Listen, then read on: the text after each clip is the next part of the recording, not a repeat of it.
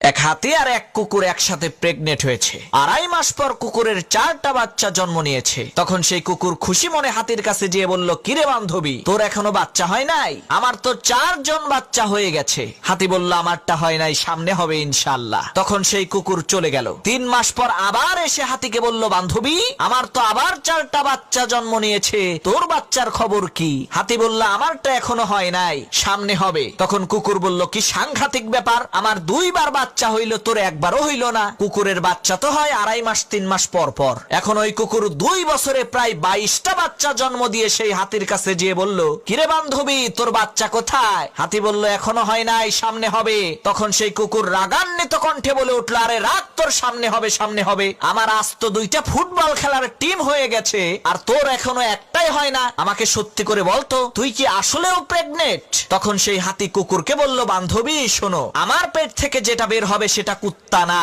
সেটা হাতি। সে যখন দুনিয়াতে ভূমিষ্ঠ হবে তখন এই পৃথিবীর হাওয়া বাতাস সবকিছু তাকে অনুভব করবে। সে যখন বনের মধ্য দিয়ে হেঁটে যাবে, বন থরথর করে কেঁপে উঠবে। সে যখন রাস্তা পার হবে, রাস্তার যানবাহন সব থেমে যাবে। সে ফালতু কুত্তার মতো হাড্ডি খাওয়ার জন্য ঘেউ ঘেউ করবে না। প্রিয় ভাইরা, ঠিক একই ভাবে আপনার কাছেও লোকজন আসবে, কিরে, এখনো তোর চাকরি হয় নাই, তোর এইটা হয় নাই, ওইটা হয় নাই, আমার তো হয়ে গেছে। তখন আপনি নিজেকে তার সাথে তুলনা করতে যাবেন না, হাই হুতাশ করবেন না। বলে দেবেন, আমারটা কুত্তার বাচ্চা না যে 2 মাসেই হয়ে যাবে, আমারটা হাতির বাচ্চা, হইতে একটু সময় লাগবে, ওয়েট কর, সামনে দেখতে পাবি।